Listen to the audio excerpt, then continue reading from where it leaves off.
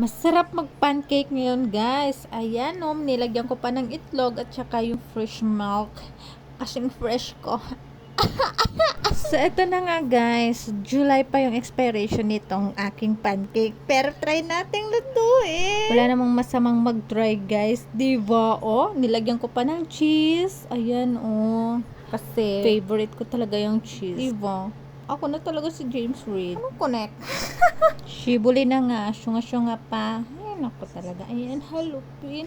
Halo pa, halo Hanggang maging halo-halo, sabi ni Queen Charis.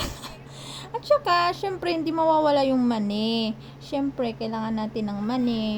Dahil yung gout natin. Social gout. So, ayan, magpainit na tayo ng ulo natin. Magpainit tayo ng pan.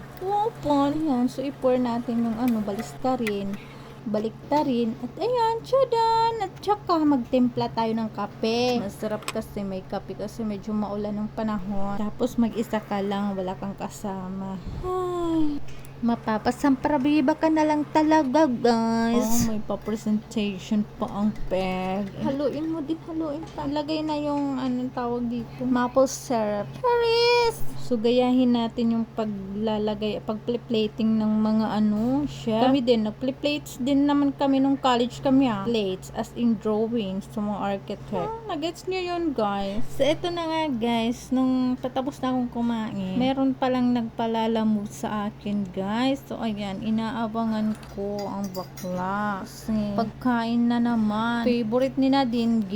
Ayan na, dumating na, guys. Salamat, bakla. Sa palalamove mo, bakla, sa uulitin. Ayan, guys. Binubuksan ko yan. Puno ng karne yan ng baboy, guys. So, pang 1 month na stock. Hi guys, wala talaga akong maisip, pinipilit lang ako ni Mala James Reid. Hi, so ito na nga, ngayong araw, kinuha na niya yung mga padala ni Anlot.